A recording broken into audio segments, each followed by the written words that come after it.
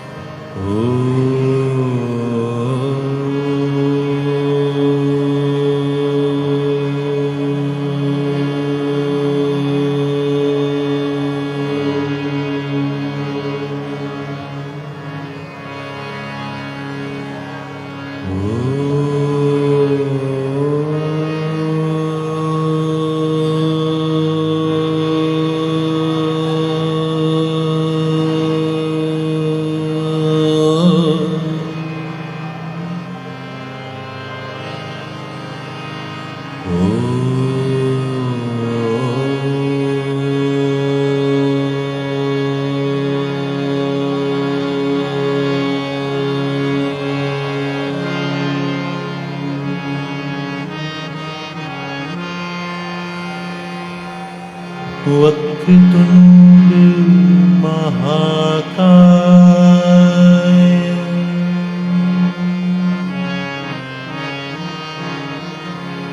सूर्यकोटि समप्रभ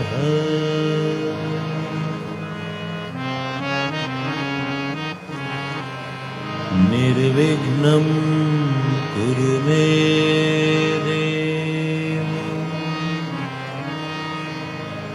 सर्वकार्येषु सर्वदा।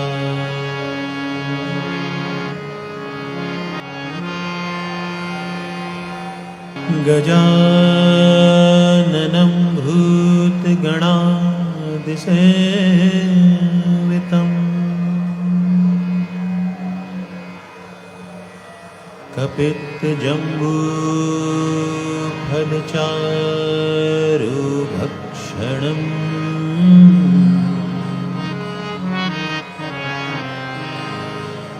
उमासुतं शोकविनाशिकारम्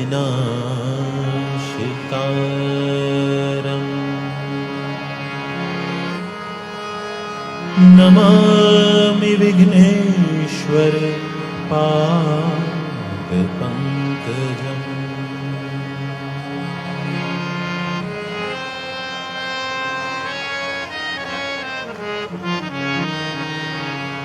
या देवी सर्वभूतेषु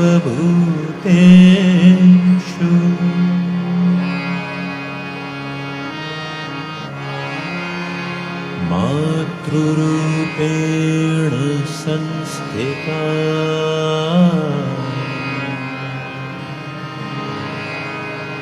नमस्तस्यै नमस्तस्यै नमस्तस्यै नमो नमः।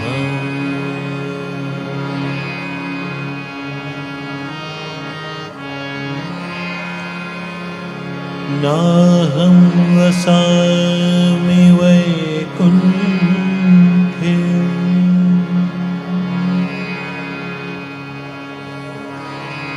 यो योगिनां हृदये न च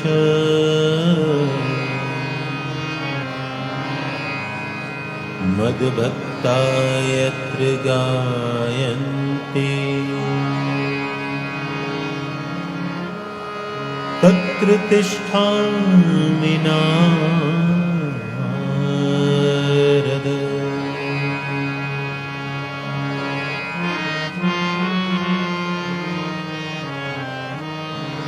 सर्वे भवन्तु सुखिनः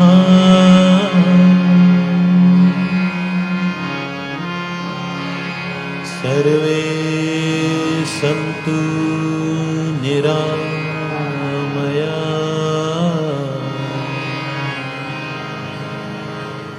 सर्वे भद्राणि पश्यन्तु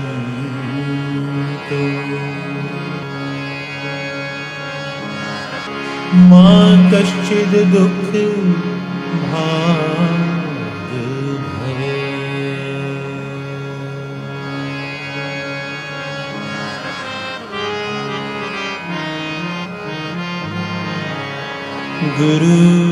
गुरुर्ब्रह्मा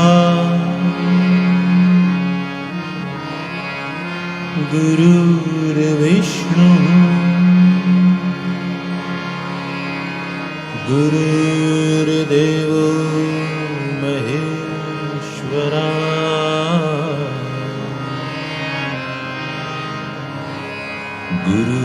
गुरुर्साक्षात् परब्रह्म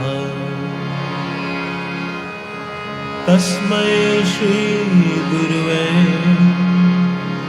नमः।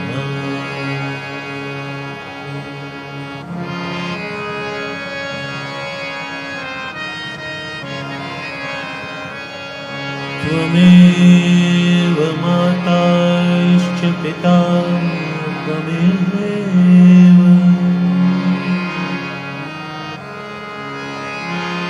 त्वमेव बन्धुश्च सखा त्वमेव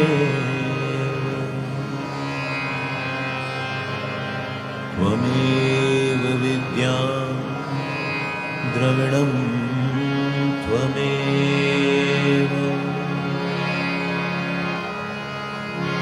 त्वमेव सर्वं मम देवदेव।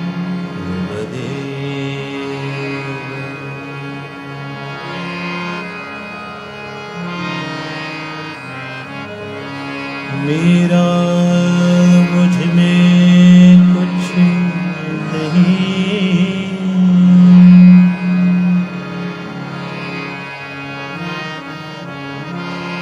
जो कुछ है वो तेरा।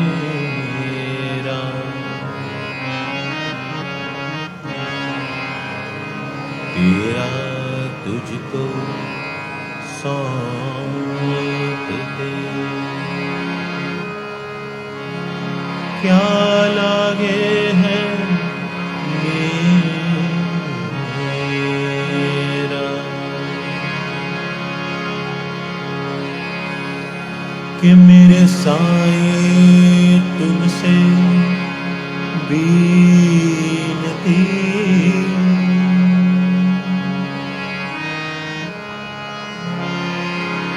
दोनों साथ रखे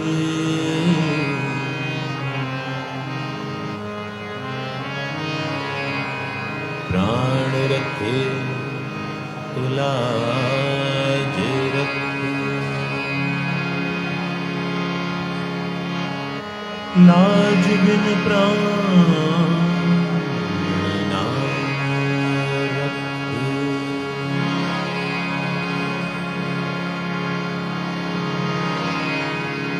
माला कहे है कांच की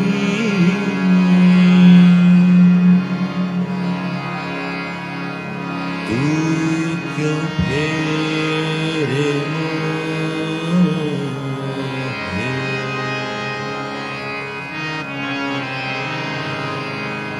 मन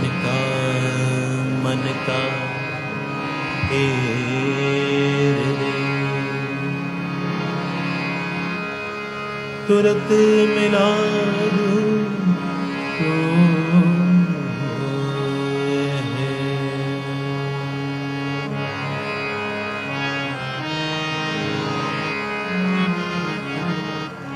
सांस सांस में नाम ले,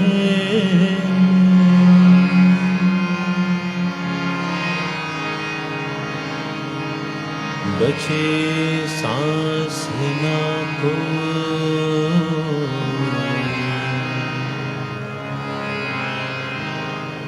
क्या जाने फिर सांस का आवन हो न हो।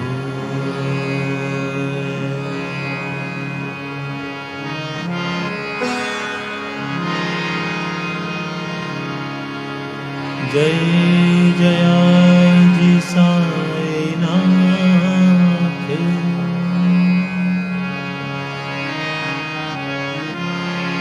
पतित पावन कृपावन,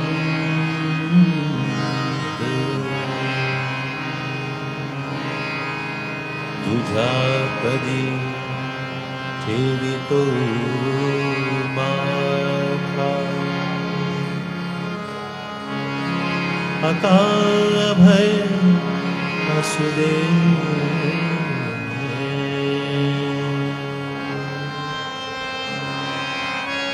हे साईनाथ तुम्हारी सदा ही जय जयकार हो। तुम दयावंत कृपावंत हो। तुम्हारे इन अभयकारी चरणों में मैं अपना माथा रखता हूं। मुझे तुम निर्भीक बना दो। अनंत कोटि ब्रह्मांड नायक राजा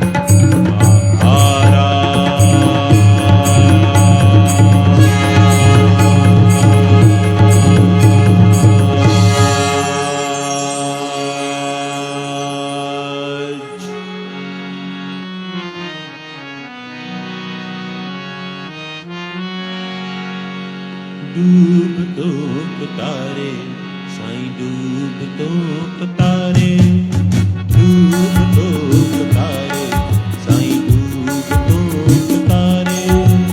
हाथ पकड़ कर चलते साईं हम तो तेरे सहारे।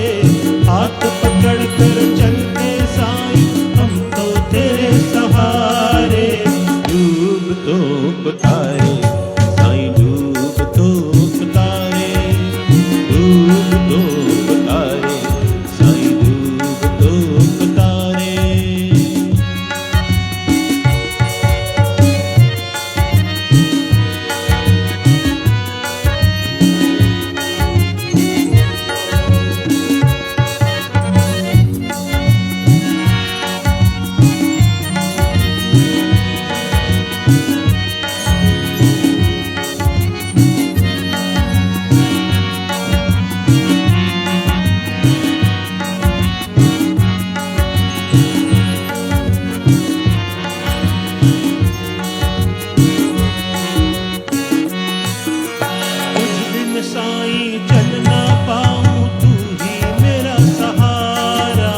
तुझ बिन साईं चल ना पाऊं, तू ही मेरा सहारा।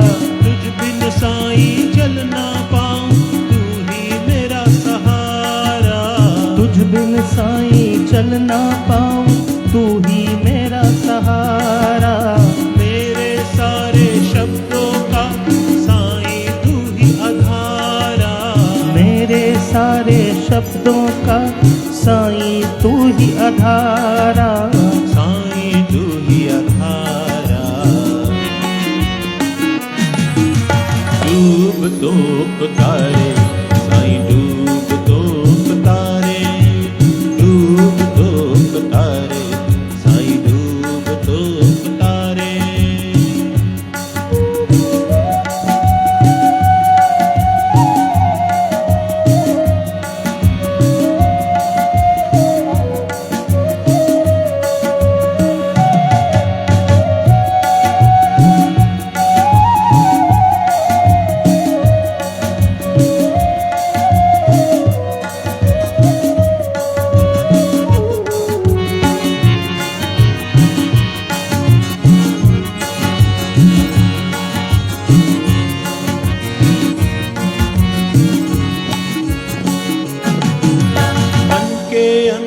शोर बहुत है कुछ भी न सूझे साईं, मन के अंदर शोर बहुत है कुछ भी न सूझे साईं, मन के अंदर शोर बहुत है कुछ भी न सूझे साईं, मन के अंदर शोर बहुत है कुछ भी न सूझे साईं। बस तेरी आहट आते ही बात समझ में आई, बस तेरी आहट आते ही बात समझ में आई, बात समझ में आई। डूब तो तारे साईं डूब तो तारे, डूब तो तारे साईं डूब तो तारे।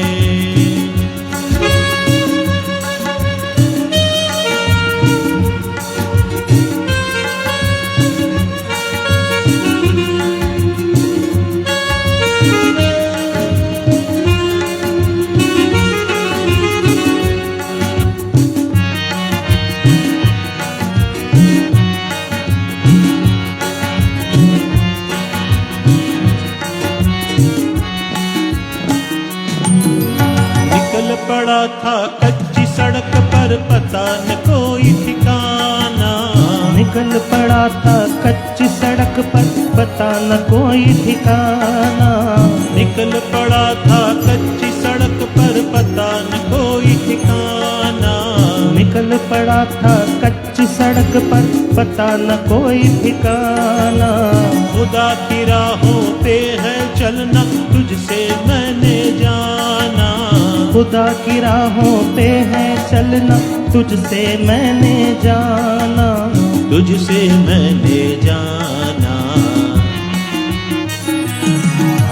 डूब तो तारे साईं डूब तो तारे, डूब तो तारे साईं डूब तो तारे। हाथ पकड़ कर चलते साईं हम तो तेरे सहारे, हाथ पकड़ कर चलते साईं हम तो तेरे सहारे। डूब तो तारे साईं डूब तो तारे, डूब तो तारे साईं डूब तो तारे, तारे तारे डूब तो तारे साईं डूब तो तारे, डूब तो तारे साईं डूब तो तारे। साईनाथ महाराज की जय। मेरे अंदर बैठे साईं का आपके अंदर बैठे साईं को आलिंगन, अभिवादन, अभिनंदन और नमन। श्री साईं अमृत कथा 14 जून 2022। कथा का आज ये दूसरा पड़ाव शिरडी की उस पावन पवित्र भूमि पर जिसको साईं ने पहले अपने परिश्रम, फिर अपनी पदचाप, फिर अपने पुण्य कर्म और अंत में अपनी पार्थिव देह को इसमें मिलाकर उससे एकाकार होकर पवित्र कर दिया। ये वो भूमि है जिसके बारे में ये कहा जाता है कि जो यहां पर आता है वो कभी खाली हाथ नहीं लौटता। जहां पर आकर लोगों के पाप कट जाते हैं, लोगों के दुख दर्द अगर उनके प्रारब्ध के चलते नष्ट नहीं होते तो कम तो हो जाते हैं। यहां आकर के दुखी नहीं करता। सदगुरु की शरण में आने का सबसे बड़ा फायदा यह होता है कि जीवन में हमारे पूर्व में जो संचित कर्म होते हैं उनके चलते अगर दुख आता है तो दुख दुखी नहीं करता, और अगर सुख आता है तो सुख हमारा दिमाग खराब नहीं कर देता। जीवन में एक संतुलन बन जाता है, जीवन में एक ठहराव आ जाता है। उस ठहराव का नाम है साईं। जिस पावन पवित्र भूमि को हम आज शिरडी के नाम से जानते हैं, वो इसके मूल नाम का अपभ्रंश है, डिस्टॉर्टेड फॉर्म है। इस छोटे से गांव जब साईं इस धरा पर आए, अवतरित हुए,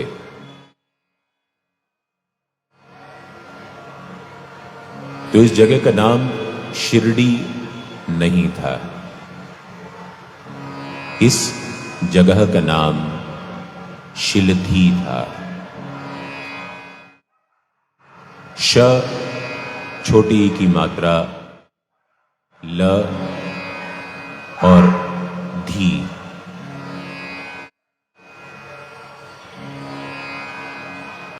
जब हम इसका संधि विच्छेद करते हैं तो इसका अर्थ हो जाता है शिला धन धी। शिला का अर्थ होता है पर्वत, पहाड़, चट्टान, और धी का अर्थ होता है ज्ञान। तो शिलधी हुआ ज्ञान का पर्वत, ज्ञान का Meru, the mountain of wisdom.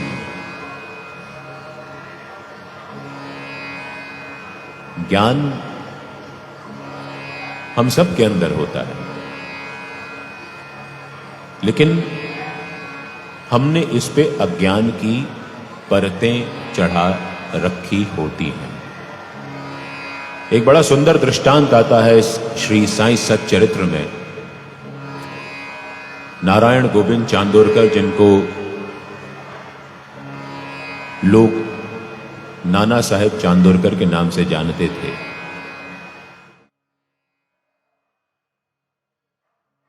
एक दिन वो बाबा के पैरों की सेवा करते हुए एक श्लोक गीता का दोहरा रहे थे। श्रीमद् भगवत गीता का अध्याय 4 श्लोक 34। त्वद्दिधि प्रणिपातेन परिप्रश्नेन सेवया उपदेक्ष्यन्ति ते ज्ञानम ज्ञानस्तत्व दर्शिनः। तो बाबा ने नाना से पूछा कि नाना, तुम ये क्या बुदबुदा रहे हो? अब नाना साहब चांदोरकर पढ़े लिखे थे, उनके मन में सहसा ये भाव कौंध गया कि बाबा तो संस्कृत के बारे में कुछ जानते नहीं हैं, फिर ये मुझसे पूछ क्यों रहे हैं।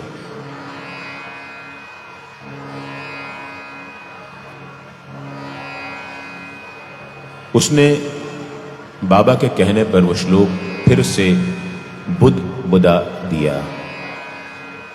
त्वद्विधि प्रणिपातेन परिप्रश्नेन सेवया उपदेक्ष्यन्ति ते ज्ञानम ज्ञानिस्तत्व दर्शिनम। बाबा ने कहा, नाना इस श्लोक का अर्थ तुम्हें पता है? नाना ने कहा कि जो भी मुझे छोटा बहुत अर्थ पता है मैं बता देता हूं। बाबा को कौन सी संस्कृत आती है जो इसका अर्थ उन्हें पता होगा।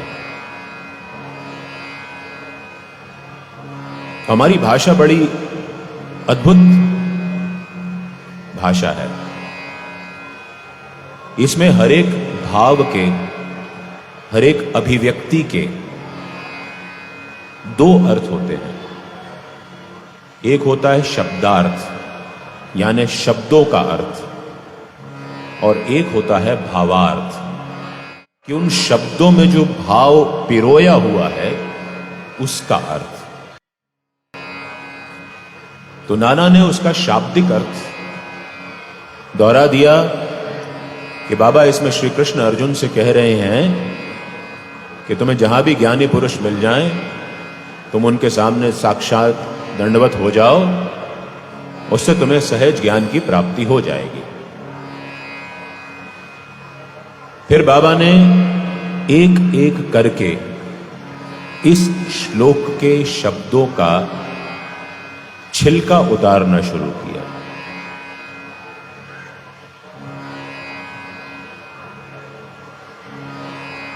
और अंत में जब बाबा का नाना से यह वार्तालाप अपने निष्कर्ष पर पहुंचा, और जैसा नाना ने इस ग्रंथ के लेखक को बताया, नाना को यह समझ में आया, बाबा उनसे यह कह रहे थे कि जब भी तुम्हें कोई ज्ञानी पुरुष मिले तुम उसके सामने प्रणिपातेन हो जाओ, प्रपन्न हो जाओ। प्रपन्न होने का अर्थ है पैरों का वो हिस्सा जो एड़ियों और पिंडलियों को जोड़ता है, और जब आप अपने दोनों हाथों से उस हिस्से को पकड़ते हैं तो आप प्रपन्न हो जाते हैं। आप अपना सब कुछ समर्पित कर देते हैं, और सब कुछ समर्पित करने का अर्थ होता है अपने मनोविकारों को उस ज्ञानी पुरुष के चरण में समर्पित कर देने का। हम सहज रूप से बात करें तो मनोविकारों से अर्थ होता है काम, क्रोध, लोभ, मोह, मत्सर।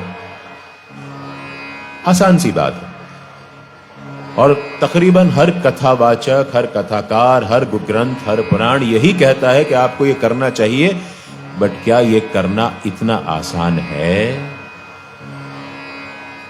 नहीं है।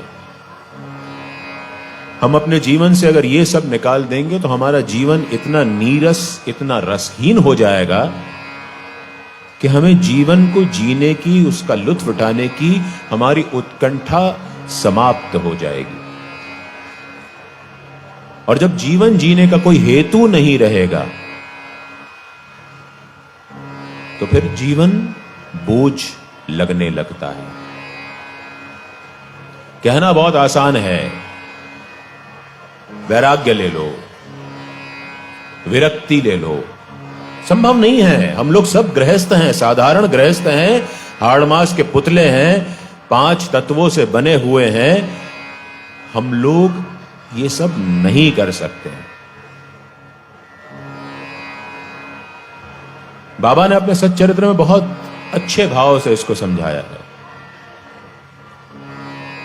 कि हम अहंकार क्यों करें, क्या कारण है कि हम अहंकार करें, हम इस जगत में क्या लेके आए हैं और क्या लेके जाएंगे, और हम किस चीज का अहंकार करेंगे? एक वो धनाढ्य सेठ की कहानी आती है जो ब्रह्म ज्ञान लेने बाबा के पास आए थे और बाबा ने उनके सामने किसी बच्चे से 5 रुपए लाने को कहा। उसकी जेब में 250 रुपए थे, लेकिन वो अपनी जेब से 5 रुपए निकाल करके बाबा को नहीं दे पाया।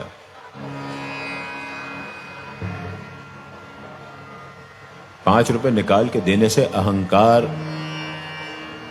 का क्या होता है?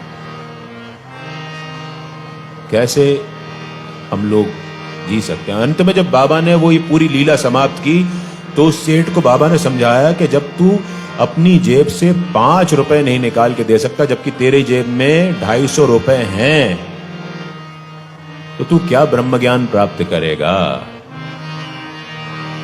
बाबा ने उसको समझाया कि जिस व्यक्ति के मन में 5 प्राण, 5 इंद्रियां, मन, बुद्धि, चित्त और अहंकार को मुझको समर्पित करने का साहस है, वही ब्रह्म ज्ञान को प्राप्त हो सकता है। क्या लेके आया रे बंदे, क्या लेके जाएगा, क्या लेके जाएगा? 2 दिन की जिंदगी है, 2 दिन का मेला। क्या लेके आया रे बंदे, क्या लेके जाएगा, क्या लेके जाएगा? 2 दिन की जिंदगी है, 2 दिन का मेला। क्या लेके आया?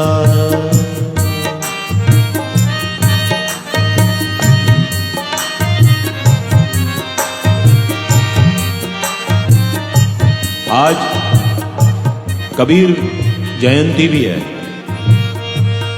और कबीर की प्रेरणा से ही इस भजन में कुछ भावों का समावेश है। कबीर कहते हैं ये दुनिया एक सराय है और हम लोग इस सराय में कुछ वक्त के मेहमान हैं।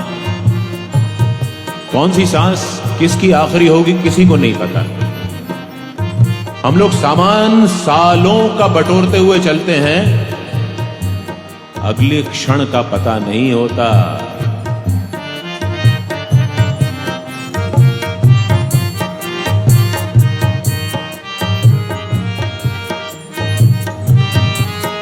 इस जगत सराय में मुसाफिर रहना 2 दिन का। इस जगत सराय में मुसाफिर रहना 2 दिन का। क्यों व्यर्थ करे गुमान तू पगले धन और जोबन का। क्यों व्यर्थ करे गुमान तू पगले धन और जोबन का। नहीं है भरोसा कल का, नहीं है भरोसा कल का। यूं ही मर जाएगा, यूं ही मर जाएगा। 2 दिन की जिंदगी है, 2 दिन का मेला। क्या लेके आया?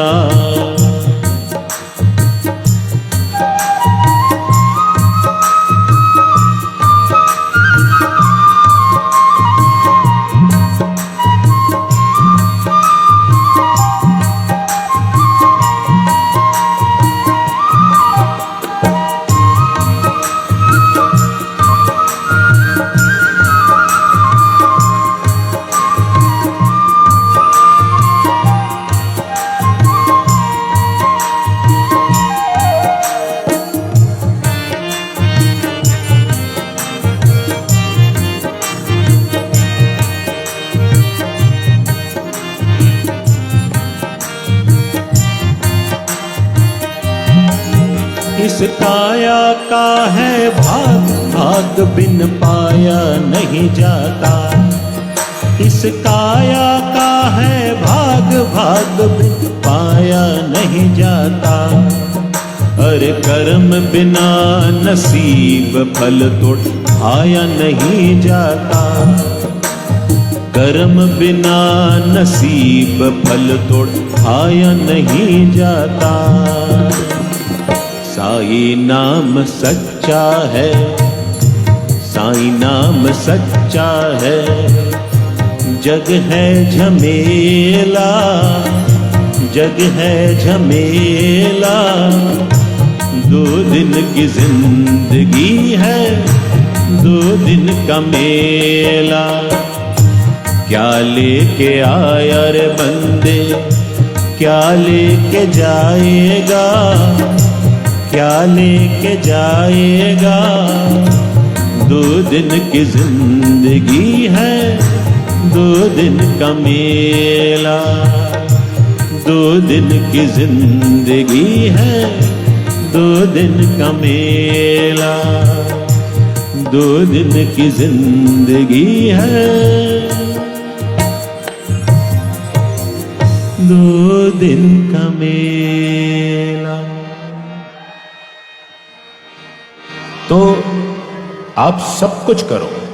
ये कथा आपसे कभी नहीं कहती कि आप सब कुछ छोड़ दो, सन्यासी बन जाओ, वनवासी बन जाओ। कभी नहीं कहती ये कथा। ये कथा कहती है आप बहुत धन कमाओ, बहुत कर्म करो, लेकिन धन कमाओ ऐसा जिसमें शुद्धता हो, जिसमें किसी की हाय ना हो, जिसमें किसी के प्रति षड्यंत्र का भाव ना हो। धन कमाओ नीति से, धन कमाओ नीति से, समाज में रहो रीति से, और साईं भक्ति करो प्रीति से। अगर ये 3 सूत्र जीवन में पकड़ लिए तो जीवन में दुख नहीं आएगा। आप खूब धन कमाते हैं, खूब बड़ा घर बनाते हैं, खूब बड़ी गाड़ी खरीदते हैं, अपने बच्चों की खूब अच्छी शादी करते हैं, इसमें कोई बुरी बात नहीं है। जब आप घर बनाते हैं बड़ा सा, तो आप कितने लोगों को रोजगार देते हैं, कितनी इंडस्ट्रीज को आप चलने का मौका देते हैं। जब आप बड़ी शादी करते हैं अपने बच्चों की, आप कितनी छोटी बड़ी एजेंसीज को काम देते हैं, कितने लोगों को रोजगार मिलता है। जब आप बड़ी फैक्ट्री डालते हैं, बड़ा उपक्रम खड़ा करते हैं, तो आप कितने लोगों को रोजगार देते हैं। ये समाज सेवा है। अगर लोगों के पास रोजगार नहीं होगा तो हिंसा बढ़ती जाएगी, ये दुनिया रहने लायक नहीं रहेगी। साईं बाबा ने किसी से यह नहीं कहा कि तुम सब कुछ छोड़ के जंगल में रहने चले जाओ। इसी श्री साईं सच्चरित्र में किस्सा आता है नारायण जानी का। नारायण जानी छोटी सी एक नौकरी करते थे। अपनी मां के साथ बाबा के दर्शन करने आए। बाबा ने उनकी मां से कहा, बहुत हो गई इसकी नौकरी, अब इसको खुद का व्यवसाय करना चाहिए। नारायण जानी नासिक वापस गए। बाबा का आशीर्वाद प्राप्त हो गया था। आनंद आश्रम नाम का एक भोजनालय, रेस्तरा, वहां पर उन्होंने शुरू किया। और जब तक कि वो जीवित रहे, वो भोजनालय आनंद आश्रम बहुत सफलतापूर्वक उन्होंने उसको चलाया। जब आप स्वयं का उपक्रम शुरू करते हैं तो आप अपने अलावा कम से कम किसी एक और व्यक्ति के लिए नौकरी क्रिएट करते हैं। अगर हिंदुस्तान की जो जवान जनसंख्या है 18 से 35 वर्ष की, जो पूरे दुनिया में इस वक्त सबसे ज्यादा है, अगर वो ये ठान ले कि उसको नौकरी मांगने की जगह नौकरी देने वाला बनना है, तो ये देश, इसकी दशा और दिशा सब कुछ बदल जाएगी।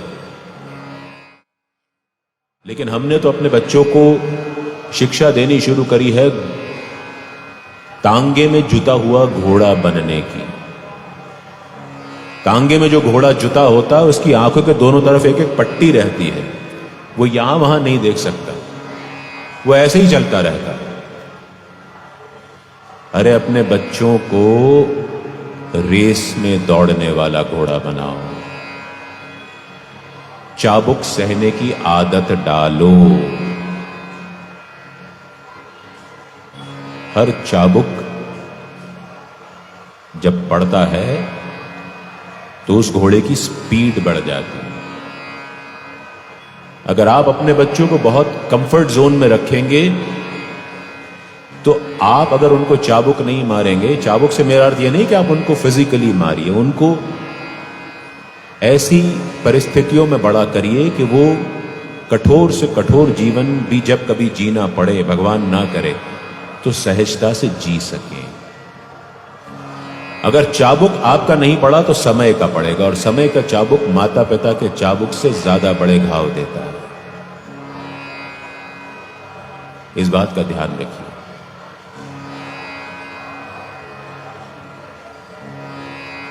तो हम लोग बात कर रहे थे उस गीता के 34वें श्लोक की। हमने बात करी अहंकार की। बाबा ने कहा कि नाना, जब भी तुझे कोई ज्ञानी पुरुष मिले तो तू सब कुछ अपना उसके चरणों में समर्पित कर दे, और फिर देख वो तेरे सुप्त ज्ञान को कैसे आलोकित करते हैं। इस श्लोक का अर्थ समझाते समझाते बाबा ने नारायण गोविंद चांदोरकर से कहा कि गुरु कभी किसी को ज्ञान नहीं देता, गुरु केवल उसको अपने अज्ञान का बोध करवाता है। ज्ञानी तो हम सब हैं। मुझे यह बताइए कि हम में से कौन ज्ञानी नहीं है? हम सबको पता है चोरी करना बुरी बात है, हम सबको पता है झूठ बोलना बुरी बात है, हम सबको पता है कि छल कपट से धन कमाना बुरी बात है, हम सबको पता है किसी की चेन को झपट्टा मार के खींचना, किसी की जेब से पर्स काटना, किसी का कत्ल करना बुरी बात है, सबको पता है। लेकिन हम लोग अपने इस ज्ञान पर अ का आवरण चढ़ा लेते हैं, जिससे वो ज्ञान अज्ञान में बदल जाता है। और जब आपको कोई सिद्ध पुरुष मिलता है, जब कोई ज्ञानी पुरुष मिलता है, तो आपको उसके आवरण का, अज्ञान का बोध कराता है, जिससे आपका ज्ञान पे से वो अज्ञान का पर्दा हट जाता है और अंदर से ज्ञान प्रदीप्त हो जाता है। इसलिए गुरु का काम ज्ञान देना नहीं है। ये कथा भी वही करती है। कोई कथाकार ये कहे कि कथा आपको ज्ञान देती है, आप सब बहुत ज्ञानी हैं, आपको किसी को ज्ञान की जरूरत नहीं है। ये कथा आपको केवल आपके ज्ञान का स्मरण कराती है। स्मारये न तो शिक्षये, केवल स्मरण कराती है, शिक्षा नहीं देती है। शिक्षा आप सबके पास है। आप सभी मंद बुद्धि नहीं, बुद्धिमंद हैं। आप सभी बुद्धिमंद हैं, बुद्धिमान हैं, मंद बुद्धि नहीं है। इसलिए कथा आपको केवल याद कराती है। बैठे बैठे वो हल्की सी एक चिमटी ले लेगी कथा आपकी, और आपको लगेगा कि कथा आपके बारे में ही बात कर रही है। ये कथा सुनते सुनते लोग रोते हैं, हंसते हैं, मुस्कुराते हैं, झेप जाते हैं, क्योंकि कहीं ना कहीं ये कथा हम सब के बारे में ही बात करती है। कहीं ना कहीं हम सब के बारे में हमको एक आईना दिखाती है। तो गुरु वो नहीं जो ज्ञान दे, गुरु वो जो हमको अपने अज्ञान का बोध कराए, जिससे हम अपने अज्ञान पे से आवरण हटा सकें और ज्ञान को प्रदीप्त कर सकें, उसको प्रज्वलित कर सकें, उसको दैदीप्यमान कर सकें। तभी गुरु का जीवन में होना सार्थक है। हम लोग दिन भर गुरु गुरु गुरु गुरु दोहराते रहते हैं, लेकिन गुरु शब्द का अर्थ हम में से कितनों को पता है?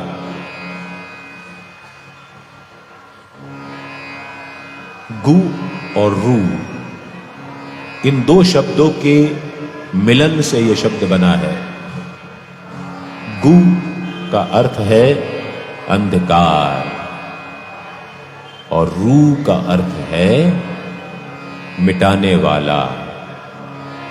अंधकार मिटाने वाला। जब हम कहते हैं कि गुरु हमको दीक्षा देता है, दीक्षित करता है, तो दी का अर्थ होता है हमारे दाग, धब्बे, और क्ष का अर्थ होता है क्षय करना। गुरु जब हमको अपने अज्ञान का बोध कराता है तो हमारे दाग धब्बों का क्षय करता है। इस तरह से वो हमको दीक्षित करता है।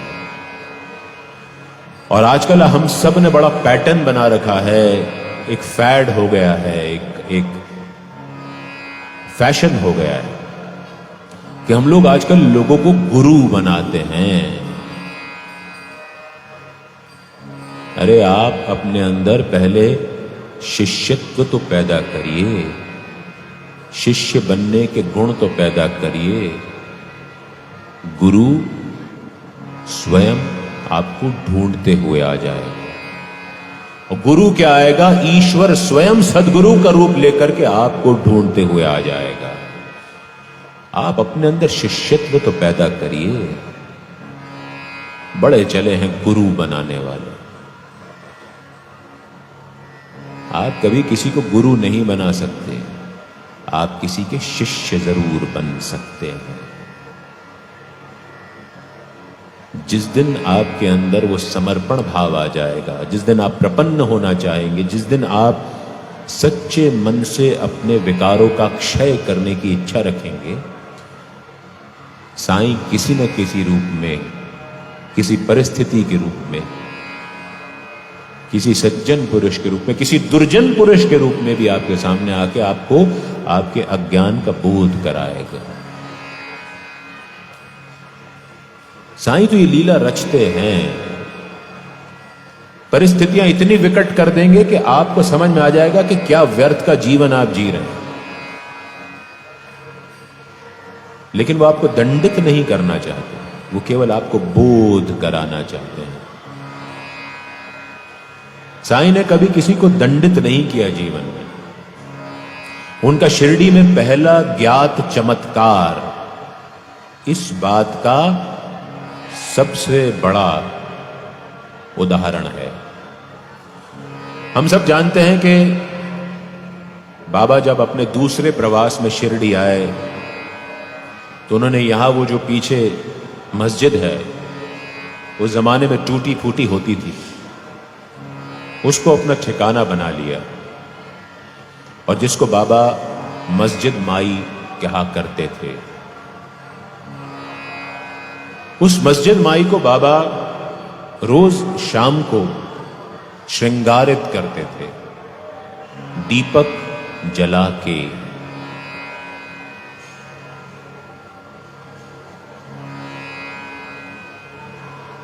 रोज शाम को वो मस्जिद में ढेरों दिए जला देते थे।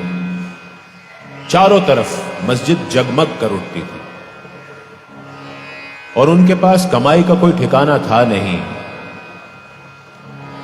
भिक्षा की रोटी पर गुजारा करते। और शिरडी में उन दिनों 2 ही दुकानदार होते थे। उनसे वो बारी बारी से जाकर के इन दियों को जलाने के लिए तेल मांग कर आते थे। अब दुकानदार तो दुकानदार होता है, व्यापारी व्यापारी होता है। घोड़ा घास से दोस्ती करेगा तो खाएगा क्या? ये दोनों व्यापारी बाबा के इस क्रम से इतने दुखी हो गए कि उन्होंने एक दिन यह तय किया कि कि अब आज ये फकीर हमारे पास आएगा तो हम इसको ये कहकर मना कर देंगे कि हमारे पास तेल नहीं है। रोज का क्रम था, उस दिन भी जब सांझ ढलने को हुई तो बाबा सधे हुए कदमों से व्यापारियों के पास गए। पहले एक ने, बाद में दूसरे ने मना कर दिया कि आज हमारे पास तेल नहीं है। बाबा से क्या छुपा था? बाबा उन्हीं सधे हुए कदमों से वापस मस्जिद माए में आए। मिट्टी के दीपक को जैसे वो सजाते थे वैसे ही सजा दिया। उनके फटे पुराने कपड़े उसकी बाती बनाई और उन दियों में डाल दी।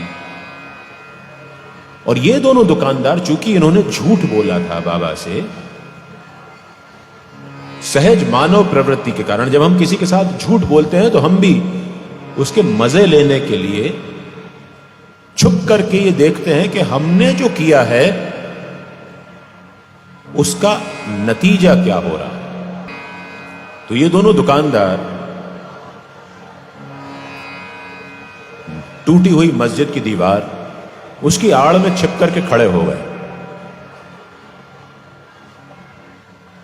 बाबा ने ये दीपक जमा दिए, उसके अंदर अपने पुराने चिंदियों की बाती बना दी, फिर बैठे, अपनी टमरेल उठाई,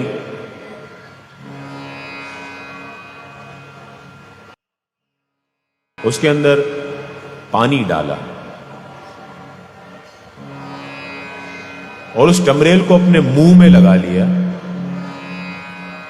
और वापस उसी पानी को उसी टमरेल में उलीच दिया।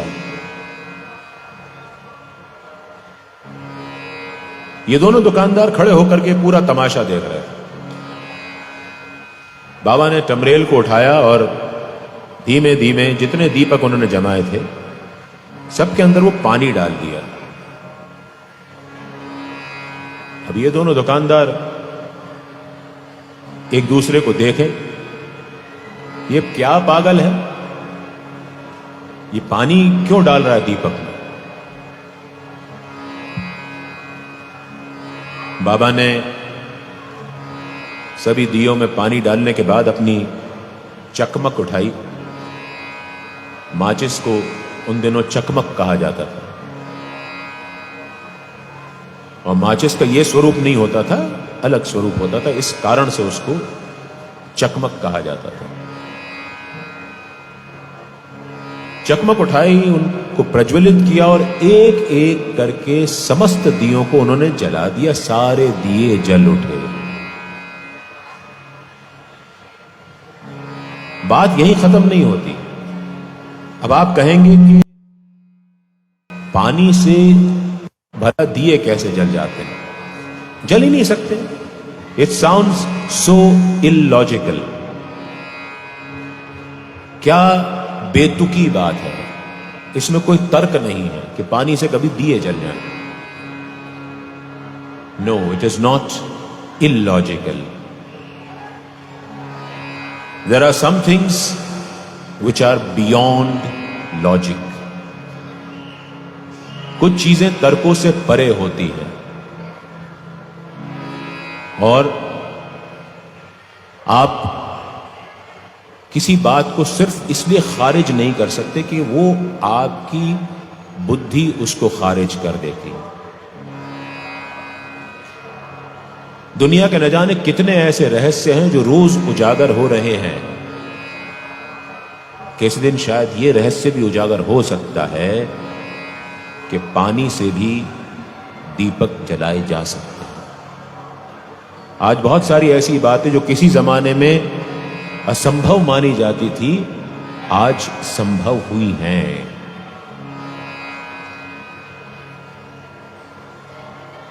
तो ये बात कहकर आप खारिज मत करिए कि साईं इलॉजिकल है। Sai is not illogical. Remember, Sai is beyond logic. वो तर्कों से परे हैं। ये एक पक्ष हो गया, एक चमत्कार हो गया। दूसरा पक्ष इसका कि जब ये चमत्कार होता देखा तो ये दो दुकानदार आपस में डर गए कि जो व्यक्ति पानी से दीपक जला सकता है, अगर उसने हमको श्राप दे दिया तो हमारा क्या होगा। हमारी ये जो छल कपट भरी नीति थी, अगर उसको पता चल गई और उसने हमको श्राप दे दिया तो क्या होगा। तो दोनों भाग खड़े हुए। बाबा ने पीछे से आवाज देकर के उनको बुलाया, इधर आओ यार, किधर जा रहे। ये बाबा का जो स्वभाव है उसकी बात हो गई कि बाबा किसी को कैसे परिवर्तित करते थे। बाबा ने उनको अपने पास बुलाया, तुम डरो मत, मेरे पास आओ।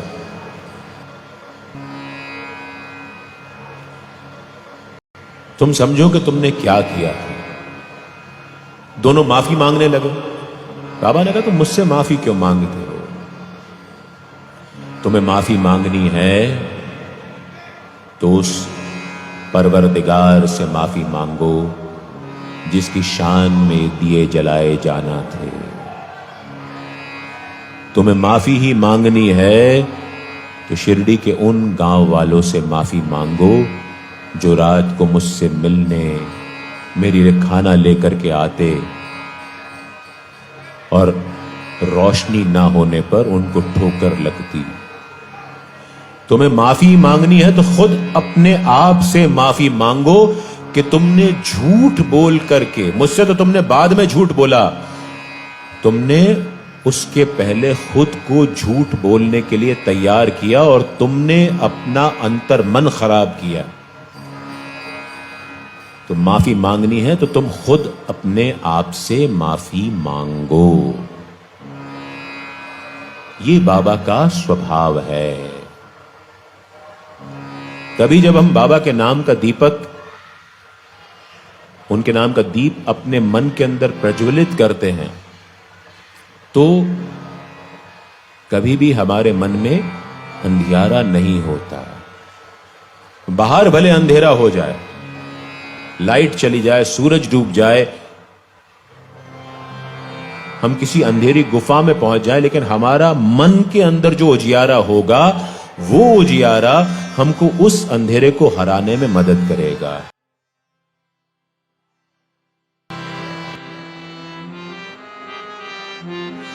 नाम का दीप जला ले अंधेरा पल भर में मिट जाए। नाम का दीप जला ले अंधेरा पल भर में मिट जाए। पल भर में मिट जाए, पल भर में मिट जाए अंधेरा, पल भर में मिट जाए। नाम का दीप जला ले अंधेरा पल भर में मिट जाए।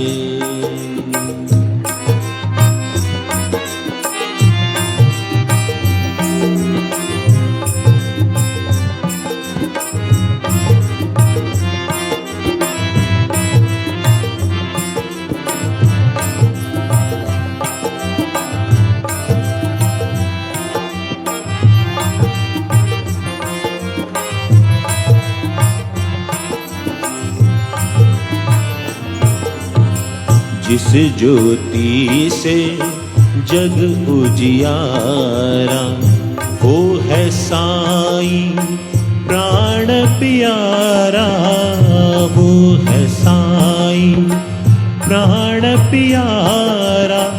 उसमें मनवा रमा ले, मनवा रमाले अंधेरा पल भर में मिट जाए। नाम का दीप जला ले अंधेरा पल भर में मिट जाए।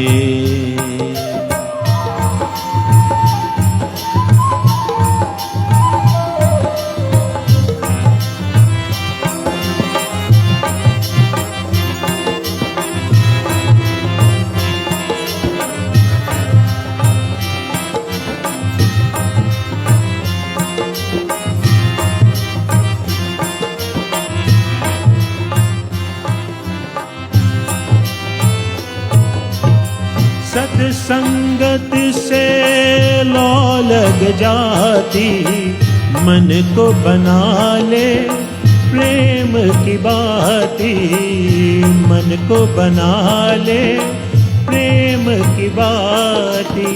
ज्ञान की ज्योत जगा ले, ज्ञान की ज्योत जगा ले अंधेरा पल भर में मिट जाए। नाम का दीप जला ले अंधेरा पल भर में मिट जाए।